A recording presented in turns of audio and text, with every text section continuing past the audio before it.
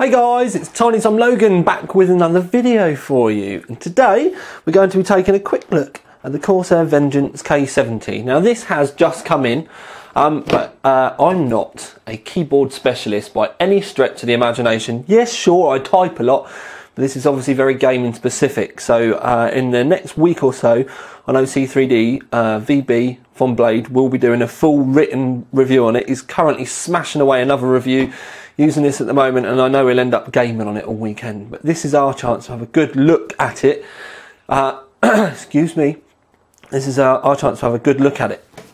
Now it does say up here that it's Cherry MX Red mechanical key switches, but they announced at Computex that they're going to be doing blue and browns as well, which is obviously wicked. I actually really like browns personally, but it all depends on what you want. Now this one is all mechanical key switches, not loads before where it was, kind of mixed up. There's we've got things that we need to talk about where we've got these extra caps that we can put on, and if we have a look around the back, let's have a look. Key switches, key by key, brush black, anodized. Right, yeah, right. I think really what we need to do is get the box open. Now this is normally the point where you lot will go, oh, we need to skip because he's going to spend ages opening the box, and you'd be right. Normally, I've already opened it. Right, so black aluminium.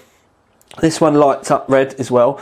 Something to bear in mind is they do a normal silver version which lights up blue. All the same features and everything else, apart from the background bit is silver, and then the backlights are blue. And there's a backlight under every key, which if we pop one of these off, not only can you see here the cherry red,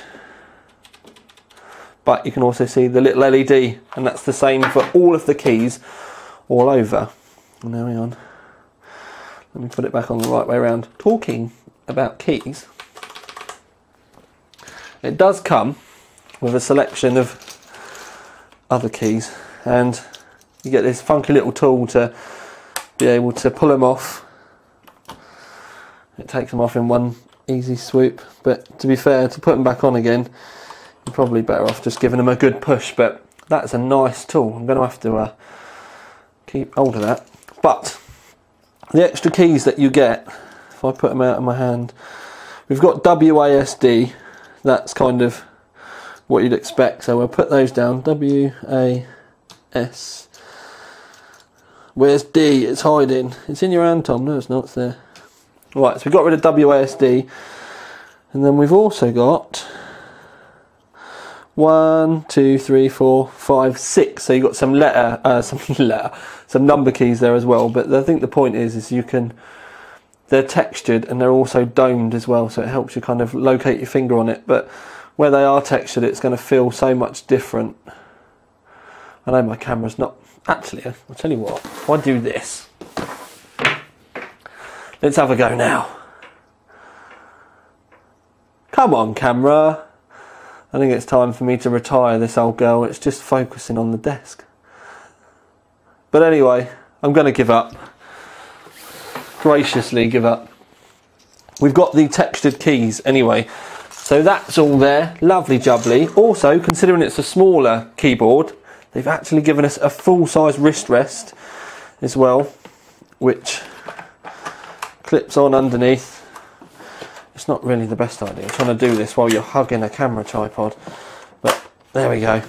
So we've got a full-size wrist rest, which was something a lot of you were asking for, because with the old K60 you only had kind of a wrist rest, rather than the K90 had a full length.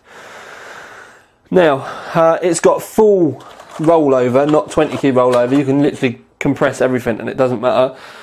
We've got a volume adjuster up the top here, plus some media keys. Well, one of the more interesting things that it's got is you can actually individually select what keys you want lit up.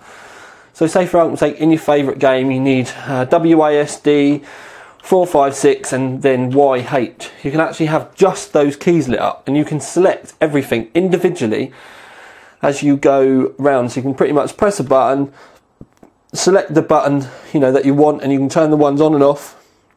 Press the button again, hold it for 5 seconds, it will save it. Bosh, that's it, you're done. So you can have your whole keyboard lit up, it all turned off. which is easy to do up here. You can actually dim them as well. You can, you know, go through some different brightness settings and turn it all off together. Or you can have very specific keys lit up to help you in your game, which is obviously lovely. Now, like I said, this one does light up red, which I will show you in a sec. But something I do want to remind everyone about, let me see if oh no, we're fully out, is this is obviously the K70, but do you all remember the K60 TTL Edition? This is essentially a K60 underneath, but I put a K90 top on it, so this is actually lit up. The K60 before didn't light up. It also didn't have macro keys either, but I kind of switched the two because I wanted that smaller form factor keyboard, but that lit up. And this is what I've been using in my reviews ever since, because like I said, I kind of made one keyboard out of two keyboards.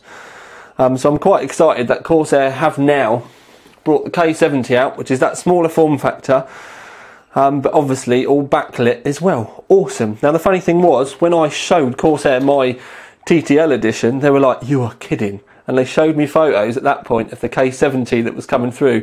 They were like, "Considering you've technically bloody made yourself one, you might as well know that we are going to be doing it." So don't think they've seen the TTL one and then made it. They haven't. I just seemed to make mine at the sort of time when these were just going into prototyping and stuff. It was just brilliant timing. But anyway, what I'm going to do is I'm going to show you the K70 lit up. I'll also show you what my K60 TTL Edition looks like lit up, because technically the difference between the two, when you think this one's the black with the red LEDs, they do a silver one with blue LEDs, which is what mine's going to look like. So it's going to give you a rough idea of, you know, what options you're going to have between the two. I know it's slightly different, but technically the backlighting underneath is going to be exactly the same. So it's just to give you a rough idea without them actually sending me both of the different type of LED keyboards. So yes, complicated, but hopefully you'll understand. What I'm going to do now, because it's actually daytime, is I'm going to wait for it to get dark so I can show you these properly, nicely lit up in the dark. And we will go from there, boys and girls. But for now, I'm not finishing. Anyway, yeah, shush, let's move on. Okay then peeps, on to the night shot, and I really do hope that the camera doesn't bleach this red out. It's a really lush blood red, and on my camera it's kind of got a tendency to make reds look orange and stuff, and it's to do with the codec, so I can't express. What I'll do is I'll try and take some pictures and add them to the end of the video just so that you can have a look. But the red is absolutely gorgeous. Hopefully the camera will focus. It's been gay recently. Okay, it won't then. It's definitely, I think it's because I keep talking about getting a new one. It's starting to act like a woman and get all funny about it. Right, so what we will talk about is up here there is a button that you can press and you can turn the lights off altogether. Boom, there we go, like that. Press it on again and you've got light settings. So you've got sort of like what I'll call low, medium, and then high, and then off altogether. Cycle them again. There you go, up to high. Now the button on the left, if you press it, you can see me kind of putting my finger over it there, look. If we press that, boom. And these are the ones that you can set if you want as well. You can, if you press and hold the button up on the left hand side, it will start to flash. Oh, hang on. There we go, right. And you can see it's now flashing.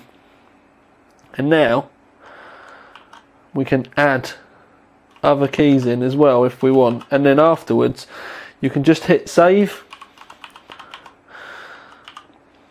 So we'll leave it as the QWERTY. And then after you've saved them, in fact what we'll do is maybe we'll light up the space bar, and then what we'll do is we'll light up enter and shift and caps lock over there. So we've lit in a selection up. Once you've done that, you can just, right, that's it, it's saved. And if I hit the button, I can turn them all on. So that's them all on. Hit the button again. We go back to the ones that we saved before, and just to kind of cycle through it again, press and hold the button. Oh, hang on. Press and hold the button. Right, this means we can change them, so we'll turn these ones off that we turned on before. Oh, turned that one on by mistake. Press and hold to save. That's it, done. So,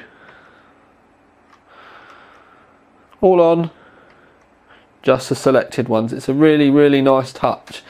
Now, like I said to you, I'm going to show you the black and red one, but I can also show you the TTL K60, just so that I can show you what the blue one will look like. Obviously, you're not going to have the macro buttons on the top left because mine's a modified one, but it's just to give you an idea on colour. So what I'll do is I'll stop the camera quickly and I'll chuck this on and confuse the rig that I've got connected to. Okay, peeps, so let me be very clear that the blue one is the K60 TTL Edition and the one above is the K70. But aside from not being able to set the buttons up like I showed you before, the back plate, the way the keys light up, pretty much everything's very, very similar, or the same, however you want to put it.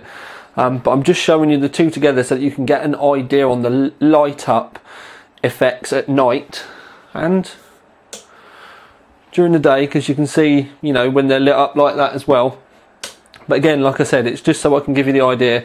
Obviously the K70 is going to look like this one, but you'll have all the button modifying stuff that you can do, like I said before, and all that kind of stuff. My one hasn't got. So yeah, that is just to give you an idea of the colours at night. Like I said, I do hope that the camera doesn't bleach it all out. I think my camera seems to like that. Yeah, it does focus a little bit better. Doesn't seem to like doing it on the red. Maybe we'll be able to get it a bit better from this angle. We will try.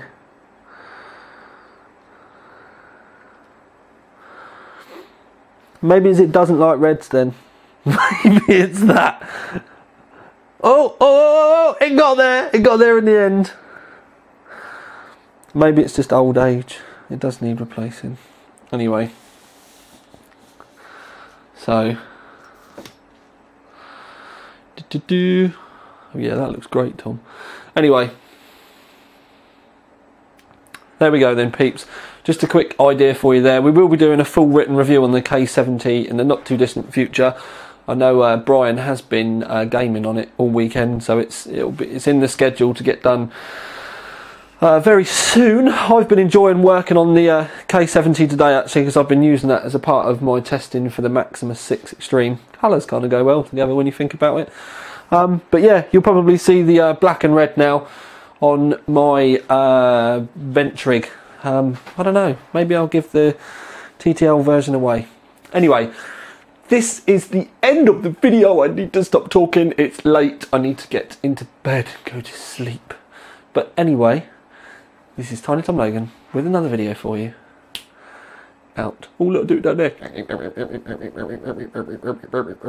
Bing.